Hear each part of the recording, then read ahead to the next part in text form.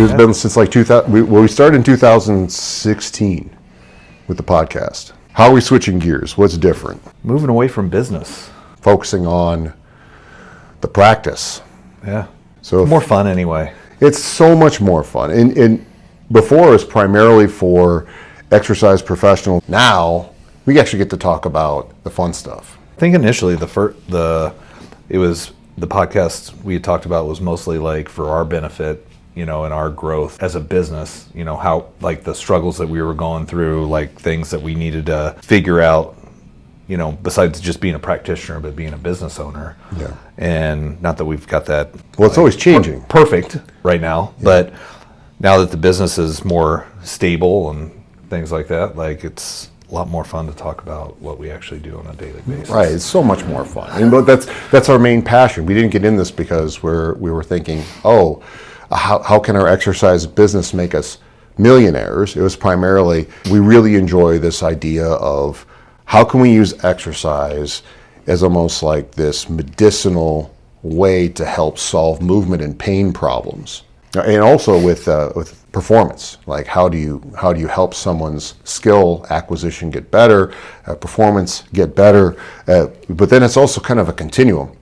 Usually pain and performance and movement, they're all like interrelated, which is going to make this so much more enjoyable because you get to see how it relates to you. Yeah, and I think, from our maturation as we started, in the human performance or the athlete development side, and how we've transitioned into more of the adult population or just people that want to be more active, but have problems like you and I have from our athletic days, and how to manage those problems, how to, use the things that we're currently using to help normal people, but we still have those athletes that come in that have problems already, that now with our performance side is just taking what we used to do to a whole new level. Yeah. And the idea that you just don't have to kick the crap out of people as much as we used to kick the crap out of people. It's pretty crazy, and it's crazy to see that change,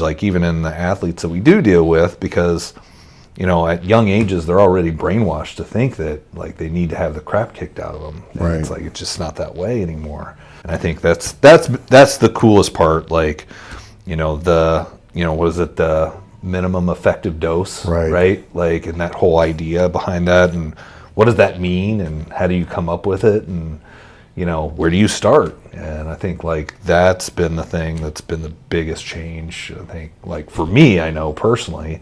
But even, with you and you working with me, that, has really been the biggest change. And how do you take, that into a progression for somebody that just wants to be active? I think it's amazing when, when I first started as well, it was how do I help people and myself with my own performance when I had my own injuries?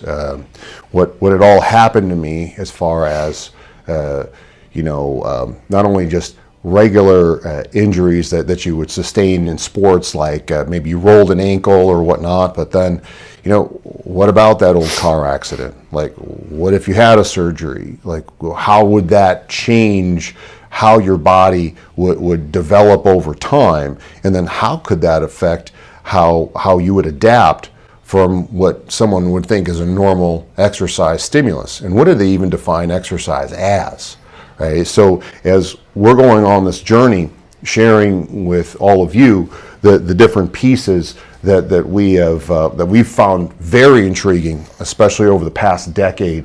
Before it was about how to get as strong as possible as I age, and how to keep that strength. Now, I don't really think it's about strength anymore. It's about how to calibrate your body to the things that you want to be able to do, and some of that is including strength, some of it's including muscle, some of it's including endurance, some of it is including how you feel while you're doing it. There's a whole bunch of different pieces to talk about, from pathology to exercise prescription towards even perception. Yeah, I think the biggest thing is for us in doing this again and really focusing on the actual, training, if that's what you want to call it, process, is there's just so much information out there now, and like there's so much crap. It's like, if you're a normal everyday person, like how do you sift through all the crap and not get overwhelmed? That's out there, where it's just like, man, it's like, where do you start? Yeah. And I think that's the biggest thing, and I hope that we're able to share like our experiences with our clients and what their frustrations have been with exercise and certain other things that they've tried in the past, and maybe what they thought worked and what they didn't think worked, and maybe why that was the case. And again, I think from that perspective, if we can bring a little bit of extra, like, hey, maybe think about this, then whoever's watching can take those things that they may have never heard before, or may have just touched the surface on, and ask better questions. Right. And I think that's the big thing, is just asking more questions. Right. So if you guys have, when you're watching this and you have any comments, or there's specific topics that you want us to cover, please list them in comments section for our YouTube channel. And then we also have, you can email us directly, and I'll put the email in the show notes. Also, we're going to be covering different types of pathology, and also what specific words mean to you and that mean to us, as far as how we use that now compared to what we thought of before. And then lastly, very specific context scenarios. So as we go through our thought process of how we actually construct exercise, because everyone talks about custom exercise. Well, over the past decade, how we've actually learned to construct exercise, it's taken a lot of detours and things that we thought we knew about, but I definitely didn't think about it the way that I do now, and I know we'll continue to progress, which is exciting to know that it will continue to evolve and continue to change case by case and individual by individual. It's exciting to think about, we've been talking about this for a while now, and just getting back to, just you and I having a conversation about things that we actually have conversations about over beers. Like, we're like, why aren't we sharing this stuff? Yeah, we do have beer and bourbon. Yeah, beer and bourbon. But no, it's like, when we get together and just almost like decompress, but talk about the things that we're working through individually to make our clients, better as a whole. Yeah. It's like, okay, why aren't we sharing these conversations? It's like, they're pretty integral in how we continue to develop as professionals, but also like, if we can give little tidbits here, to other practitioners, to people that may be watching or listening, that are avid exercisers, that potentially have nagging things that they just haven't been able to get rid of. Maybe you'll learn some things, that we go through and we talk about on a daily basis that may help you. So over the next, hopefully, year, we're planning on every week turning out a new podcast about a very specific topic, very actionable steps, and we're going to try to keep it down to a minimum of time, so hopefully around 9 to 15 minutes. So there may be several podcasts on a specific topic where there may be tangents and different ways to view it from different case standpoints. And lastly, what we hope to do is to share with you what we're thinking about rather than telling you what to do. I mean, the whole point is to share with you, hopefully, another avenue, another possibility for you to experiment for yourself, because, again, this is exercise. This is non-medical, and if we're going to view exercise as medicine, and we want to hold exercise to a higher standard, and we think that exercise can help with regeneration of tissues and help with movement and help with pain, well, then us getting specific and defining certain ideas and terms to then have a foundation to go off of is exactly where this show is going. So I really appreciate you all listening, all watching, show topics that you are currently going through, and you want an exercise perspective, non-medical perspective. I've been in this industry now, doing exercise now for over 30 years. You pretty much as well. So over 60 years of combined exercise experience. You have your master's in? Biomechanics, right? I've just been coaching a long time. So my perspective is one of, I got my undergrad in exercise and sports science. I have a license in massage therapy. I had done a modality called muscle activation techniques for over a decade.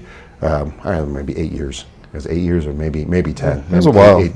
And now we've shifted gears to primarily exercise. So this is going to be the perspective of an exercise-based way to improve your ability to move, be able to detect and sense your environment, and then live with higher quality. Yeah, because I think that's what everybody really desires, right? Yeah. Is to be able to live as long as you can with as little dysfunction and limitations as possible. Autonomy, man. You want that autonomy. You want to be able to do it yourself.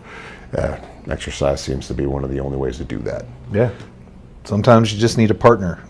If we can be that partner for you, then great. Like he's my partner in crime. He's the guy that keeps me functioning at a high level. I think I'm probably the same for him. So having somebody that can, continue to motivate you, but also like really help guide you through like the journey of life, and being able to function at a high level is a big thing. So I'm very fortunate to have him, not only as a business partner, but as somebody that helps keep my body working optimally. Because again, like I want to age well, I want to be able to do all the things that, I'm currently doing and more as, I get older, and I think he's the same way. And hopefully a lot of people out here listening want to be that way too.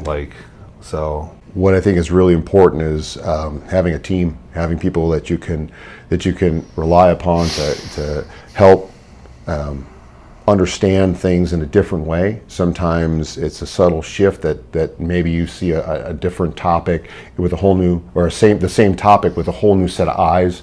That happens on a daily basis here between Brandon and I and the clients that we see here, along when I work on Brandon or Brandon works on me, because some of exercise requires coaches. Some of it requires another observer to see things that I can't see for myself, but somebody else may be able to see and help me with. It's almost like looking into a mirror with a different set of eyes. With this podcast and with the video, hopefully we have an opportunity to take a topic, just turn it on its side a little bit and looking at it from a different angle, so that you get the type of results that you're looking for, and hopefully set you in the path that you're hoping to sustain, because sustaining your abilities, sustaining your autonomy, making sure that you feel like you're continually improving with the direction you want to go in, rather than what everyone else views as being the most important direction. It's your direction that you want to go in. So guys, thank you again for listening. We're coming back at you next week with a podcast on the definition of what we define exercise as, and how we're using exercise for what scenarios. Like us on Facebook. Smash that like button.